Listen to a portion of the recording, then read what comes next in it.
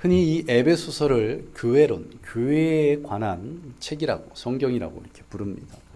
에베소서 1장에서는 교회를 향하신 하나님의 축복에 대해서 말씀하고 있고, 이 에베소서 2장에서는 교회를 세우신 하나님의 은혜에 대해서 말씀하고 있습니다. 교회라는 것은 어떤 건물이 아닌 성도들이 모인 것입니다. 부르심을 받은 무리들이 모인 것이 바로 교회인데, 그러하기에 2장 1절부터 10절을 보시면 그 부르신 무리들을 한 성도 한 명 한 명을 성도로 세우시기 위한, 개인이 어떻게 구원받았냐에 대해서 말씀하고 있습니다. 또 이제 오늘 본문인 11절부터 22절까지의 말씀은 이 개인의 차원을 넘어서 공동체 차원에서 교회를 세워가는 은혜에 대해서 말씀하고 있습니다. 한 성도 한 명 한 명이 성도 되었지만 지금까지 원수로 있었던 이방인들과 또한 유대인들이 어떻게 한 몸이 되어서 함께 교회 공동체를 이루어가야 되는지, 그것에 대해서 말씀하고 있는 것입니다. 당시 유대인들은 사람을 두 종류로 구분해서 판단했다고 합니다. 바로 유대인과 그 외의 이방인들입니다. 조금 더 독한 표현을 하면 유대인과 개들. 1세기 살았던 유대인 역사가 요세푸스에 의하면 유대인들은 이방인들 가운데 산모가 통증으로 인해서 신음하고 있을 때 아무런 도움을 주지 않았다고 합니다.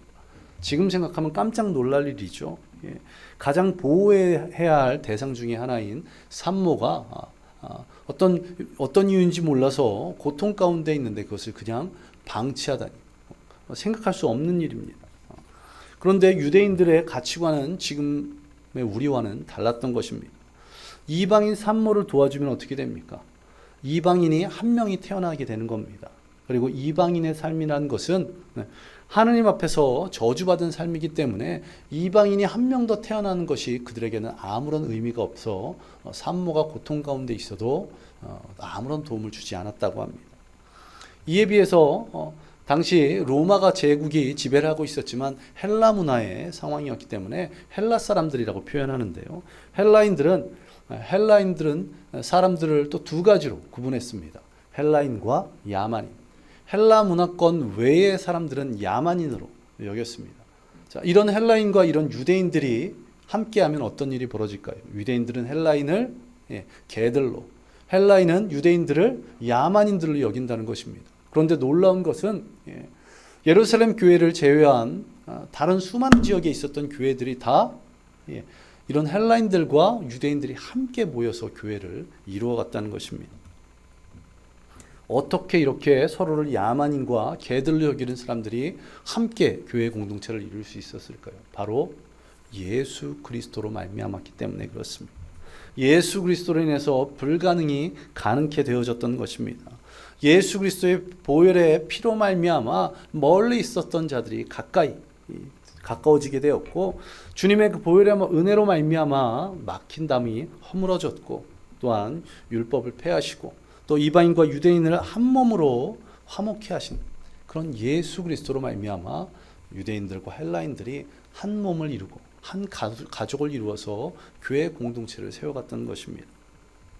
이처럼 하나님께서 우리에게 구원을 베푸신 것은 나 한 명 구원받고 끝이 아니라는 것입니다. 하나님께서 우리를 구원하신 목적, 그것은 무엇입니까? 내가 천국 소망을 품고 있는 것도 중요하지만 내가 아닌 우리가 함께 모여서 교회의 중요한 구성원들이 되어서 서로가 서로를 세워주고 아름다운 교회 공동체를 세워가는 것, 이것이 우리를 구원하신 중요한 목적 가운데 하나라는 것입니다.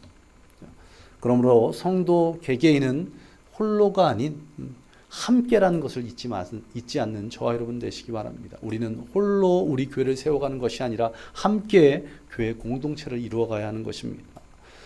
성도의 참된 모습은 서로가 서로를 세우는 것입니다. 그것을 위해서 우리는 보이지 않는 하나님을 섬기고 있기에 보이고 눈에 보이는 형제를 섬기는 것은 당연한 것입니다. 보이지 않는 하나님의 은혜를 경험했기에 우리 눈에 보이는 그 형제들에게 내가 받은 은혜들을 전하는 것은 당연한 것이라는 것입니다. 그렇다면 이러한 교회 공동체 안에서는 항상 이 아름다운 섬김, 은혜와 사랑이 가득해야 될 텐데 어떻습니까? 때로는 갈등이 있을 수 있고 때로는 다툼이 있을 수 있습니다. 때로는 상처를 주고받기도 합니다. 그런 모습을 보게 되면 정말 이것이 참된 교회 공동체인가 이러한 생각들을 갖기도 합니다. 오늘 본문은 우리가 아름다운 교회 공동체를 이루기 위해서 때로는 갈등하고 때로는 다툼이 있고 때로는 상처를 주고받기도 하지만 그럼에도 불구하고 아름다운 공동체를 이루어가기 위해서 거기에 대한 해답을 주고 있는 것입니다. 교회 공동체를 이루어가는 것은 과정임을 우리가 잊지 마시기 바랍니다. 과정은 어떻습니까? 제가 20대 초반 건설계에서 조금 일을 했었었는데요. 그때 분당으로 자주 가서 일을 했었습니다. 분당. 지금은 굉장히 아름답지만 그때만 해도 여기저기 아파트와 건물이 올라가고 있었는데 이 일을 마치고 돌아갈 무렵 초겨울 무렵이었던 것으로 기억이 되는데요. 해가 일찍 지기 때문에 캄캄한 그런 상황에서 건물들이 조명 하나 없이 겉에 페인트 칠도 되지 않아서 회색빛이 가득한 건물들이 여기저기에 가득한 세기 말의 아포칼립스 상황 같은 그런 것으로 보여졌습니다. 얼마나 보기 싫었는지. 그런데 지금은 어떻습니까? 아름답게 지어져 가고 있으니 요즘은 어떻게 말합니까? 천상 위의 분당이라고 표현할 정도로 좋은 곳으로 변했다는 것입니다. 우리는 지금 완공된 것이 아니라 지어져 가고 있다는 것, 그것을 기억하시기 바랍니다. 그러기에 처음에는 뼈대만 앙상합니다. 그리고 공사가 잘못되어서 일부를 고쳐야 될 수가 있습니다. 부시고 다시 짓는 경우들도 있다는 것. 그런데 이 모든 과정들이 아름다운 교회를 이루어가는 과정임을 잊지 않는 저와 여러분 되시기 바랍니다. 이런 모든 과정들을 지나서 외벽을 다 도색하고 내부 인테리어를 마치게 되면 아름다운 교회로, 아름다운 건물로 거듭나게 된다는 것입니다. 그렇기에 지금의 모습보다 아름답게 완성될 그 모습을 기대하며 그것을 꿈꾸며 우리 교회를 세워나가는 저와 여러분 되시기를 간절히 소망합니다. 그렇다면 우리 오늘 본문을 통해서 우리 한 명 한 명이 어떻게 세워져 가야 아름다운 교회 공동체를 이루어갈 수 있을까? 이것에 대해서 함께 은혜를 나누겠습니다. 첫 번째로 우리 교회가 더 아름다운 공동체로 세워져 가기 위해서는 과거를 잊지 말아야 한다고 그렇게 말씀하고 있습니다. 11절을 보시기 바랍니다. 그러므로 생각하라 이렇게 말씀하고 있습니다. 그러므로 생각하라. 이스라엘의 텔아비브의 이스라엘 역사 박물관에 가면 다음과 같은 글이 새겨져 있다고 합니다. 과거를 기억하라. 현재를 충실하라. 현재를 살라. 미래를 확신하라. 과거를 기억하라. 현재를 살라. 미래를 확신하라. 이 말은 무슨 말입니까?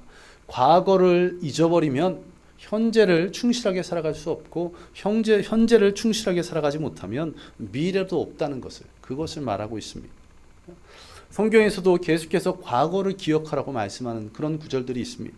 가장 유명한 것 신명기 5장 15절 말씀인데요. 너는 기억하라. 내가 애굽 땅에서 종되었더니 너희 하나님 여호와가 강한 손과 편팔로 너를 거기서 인도하여 내었나니 이렇게 말씀하고 있는 것을 보게 됩니다. 자, 이 성경에서 과거를 기억하라는 말씀 이것은 두 가지로 사용되는데요.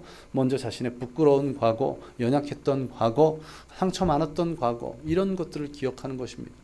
그리고 거기서 그치는 것이 아니라 그 부끄러움, 연약한 상처들을 다 싸매고 고치고 치유해 주시는, 어루만져 주시는 그 하나님의 은혜를 기억하라는 그런 말씀입니다. 우리가 진정한 성도로 세워지기 위해서 우리의 과거의 모습들을 잊지 않는 저와 여러분 되시기 바랍니다. 내가 어떻게 교회에 첫 발을 내디게 됐는지, 내가 누구의 도움으로 믿음이 성장할 수 있었는지, 내가 그리스도를 향한 그 첫사랑의 은혜, 첫사랑의 감격을 경험하며 얼마나 기뻐했는지, 얼마나 열정으로 섬겼는지, 이런 모든 것들을 잊지 않는 저와 여러분 되시기를 간절히 소망합니다. 그러므로 주님을 향한 첫사랑을 회복하시기 바랍니다. 이것을 세상에서는 초심을 잃지 않는다 이렇게 표현하죠. 목사는 목사 안수 받을 때, 또 교회를 처음 개척할 때 그때의 초심을 잃지 않아야 됩니다. 의사는 공부를 마치고 의사 국가고시를 패스하고 병원에서 히포크라테스 선서를 할 때 그때의 초심을 잃지 말아야 됩니다. 또 교사는 처음 교사로 부임할 때, 또 처음 담임 교사가 되었을 때에 이 초심을 잃지 않아야 됩니다.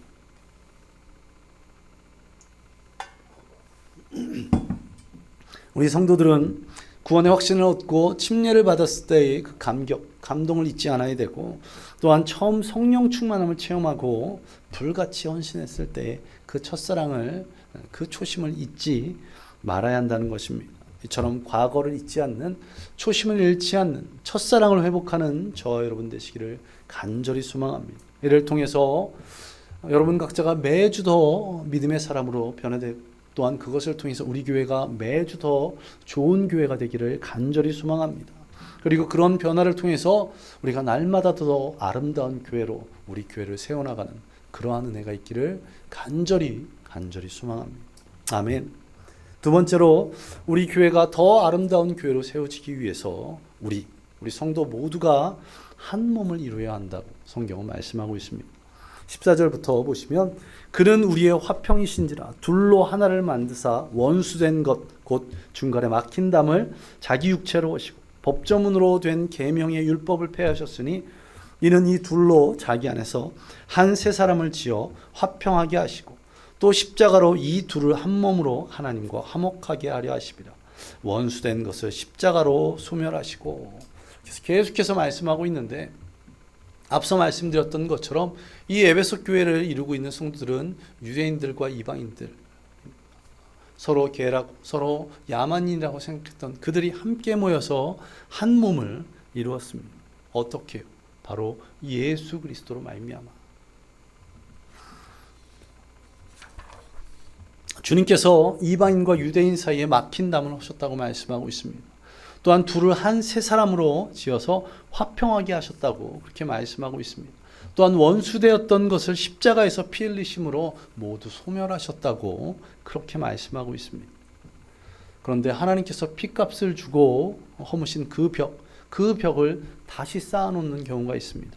또 하나 되게 하신 것, 그리고 그것을 다시 둘로 나누는, 또 원수된 것을 소멸케 하셨는데 다시 원수되게 하는 그러한 일들이 있다면 얼마나 안타까운 일이겠습니까? 교회 공동체에서 이런 어려움들을 극복하기 위해서, 그리고 한 몸 되기 위해서 우리는 어떻게 해야 될까요? 교회 안에 있을 여러 갈등의 문제들을 해결해 나가는, 그러기 위해서 우리가 우리 안에서 좀 버려야 될 것, 그것이 무엇입니까? 먼저는 지역주의가 있을 것입니다. 요즘은 이것이 좀 덜하고, 또 원주는 지역색이 이렇게 크지 않아서 그나마 다행인데요. 영남과 호남을 한번 생각해 보시기 바랍니다. 한 목사님의 친척이 있으셨는데, 이 친척분의 평생의 소원, 평생의 기도 제목이 딸이 5이 있는데 이 딸이 5을 향한 기도 제목이셨습니다. 두 가지 기도 제목이 있는데, 첫 번째는 예수님 믿는 남편 만나서 결혼하는 것. 두 번째는 전라도 사람과 절대 결혼하지 말 것. 아마 영남분이셨던 것 같은데요. 자, 그런데 첫째 딸은 불신자와 결혼했고, 둘째 딸은 전라도 사람과 결혼했답니다. 나머지 세 딸이 걱정이 되어서 답답한 나머지 목사님을 찾아가서 이렇게 물었답니다. 왜 하나님께서는 내 기도를 들어주시지 않느냐? 그러자 목사님께서 이렇게 말씀하셨습니다. 안 들어주신 것이 아니라 제대로 응답해 주셨다. 제대로 응답해 주셨다. 여러분 가운데 여러분의 고향을 골라서 태어나신 분 계십니까? 없으십니다. 자, 지역주의, 이것을 우리가 교회 안에 끌어오게 되면 2000년 전에 있었던 유대인과 헬라인들, 그들이 서로 처음에 원수로 지내는 것과 같은 그러한 일들이 다시 벌어지는 그러한 일들입니다. 우리 교회 안에 이런 지역주의 같은 갈등들이 있지 않기를 간절히 소망합니다. 또한 우리 안에 어떤 것들이 없어야 되겠습니까? 정치색이 없어야 될 줄로 믿습니다. 진보와 보수. 저희 집만 해도 저희 어머니는 거의 태극기 부대시고, 저희 동생은 진보라서 자주 명절에 보면 부딪히는데요. 자, 진보와 보수 어떤 쪽을 선택하느냐, 그것은 개인의 그냥 선택일 뿐입니다. 이런 정치적인 견해, 이것들은 서로의 선호에 따라서 누구나 선택할 수 있는 일이죠. 그런데 교회 안에서만큼은 교회 여러 사역들 뒤에 있어야 되는 게 이 정치색입니다. 제가 서울에서 사역할 때 서울 강남이고 또 연배들이 좀 있으셨기 때문에 보수색이 짙었습니다. 희한한 것이 점심 식사 때만 되면 모든 분들이 정치인으로 변하시는 겁니다. 특별히 남자 성도님들이 왜 이렇게 정치 얘기를 많이 하시는지, 그러다 보면 젊은 집사님들은 또 어떻게 반응할까요? 그 얘기를 옆에서 듣고 있는 젊은 집사님들은 또 진보 쪽이 많으셔서 그것은 아니다라고, 그때 대통령이 진보 대통령이었는데 그 대통령이 하는 모든 일에 얼마나 많은 불만이 있으셨는지, 이러면 나라가 망한다, 공산주의로 변한다고, 지금까지도 나라도 망하지 않았고 공산주의가 안 됐음에도 불구하고 그 20년 전에 웬 걱정들이 그렇게 많으셨는지, 그런 얘기를 하시면 또 어떤 문제가 생깁니까? 젊은 분들이 가만히 있지 않고 지금 잘하고 있는데 왜 그러시냐고, 점심 때마다 크고 작은 그런 갈등들이 있었다는 것입니다. 정치적인 견해, 이것이 필요 없다는 것이 아닙니다. 분명 있어야 됩니다. 이 나라 이 민족의 한 명 한 명의 구성원들이기 때문에 여러분은 분명한 정치적인 견해들이 있으셔야 됩니다. 그러나 구원받은 성도라면, 한 교회에 속해 있다면 적어도 교회 안에서는 그런 정치적인 문제들을 뛰어넘을 수 있는, 그것 가지고 다 갈등하고 다툼하지 않는 그러한 믿음이 있는 저와 여러분 되시기를 간절히 소망합니다. 이것 외에도 빈부에 대한, 또 지위가 높은 사람과 낮은 사람에 대한, 또 남녀노소에 대한, 나이가 많고 적음에 대한 여러 가지 갈등들이 있을 수가 있습니다. 그러나 교회 안에서만큼은 우리 모두가 예수 그리스도의 피값으로 새롭게 되었기 때문에 이러한 갈등들이 무너져 내리기를 간절히 소망합니다. 예수님께서 중간에 막힌 담을 당신의 육체로 허무셨습니다. 세 사람을 지어서 화평케 하셨습니다. 십자가를 지심으로 말미암아 우리를 하나님과 화목케 하셨습니다.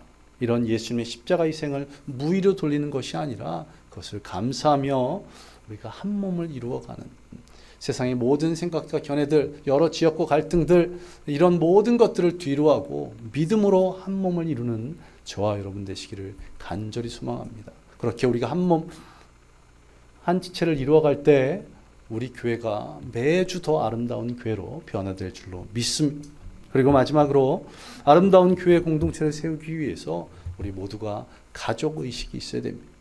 19절을 보시면, 그러므로 이제부터 너희는 외인도 아니요 나그네도 아니요 오직 성도들과 동일한 시민이요 하나님의 권속이라, 이렇게 말씀하고 있습니다. 하나님의 권속이라고 말씀하고 있습니다. 요즘은 잘 쓰여지지 않는 그런 표현인데요. 요즘 가족이라는 표현을 쓰죠.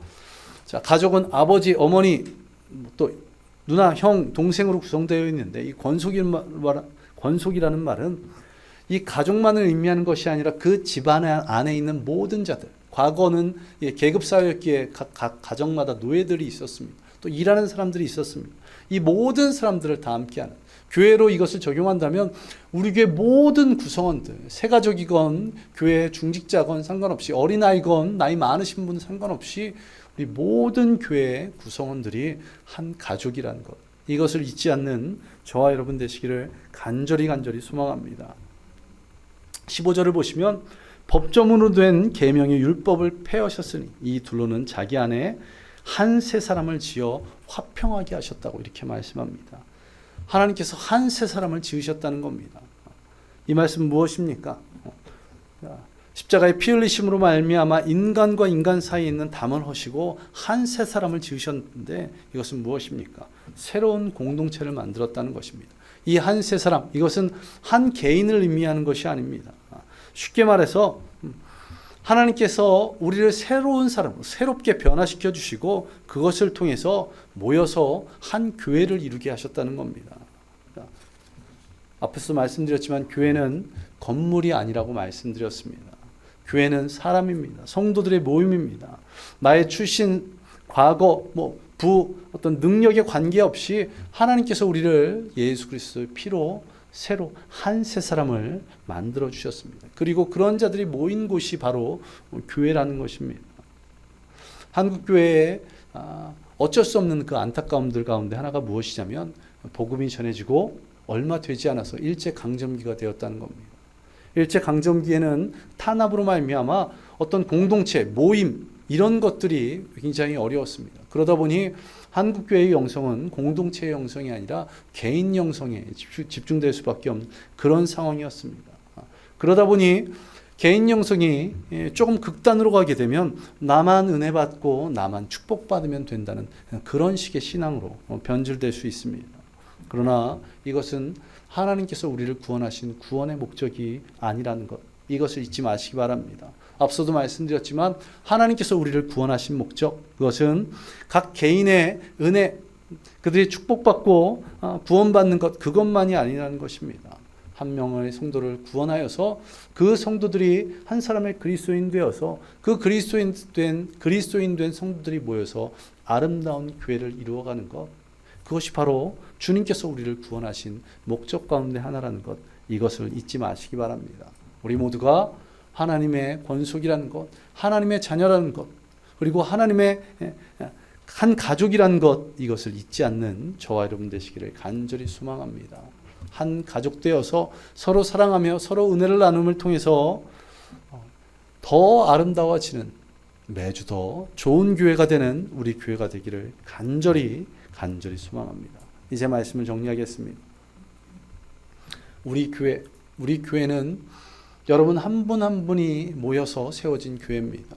그리고 여러분 한 분 한 분은 예수 그리스도의 피값으로 말미암아 구원받고 성도 되었습니다. 그렇기에 그 성도된 우리가 주님의 말씀대로, 주님의 뜻대로 아름다운 교회를 세워가기를 간절히 소망합니다. 우리의 과거를 잊지 않음을 통해서 내가 받았던 그 첫사랑의 은혜를 잊지 않고 초심을 잃지 않음으로 우리가 더 아름다운 교회를 이루어가기 원합니다.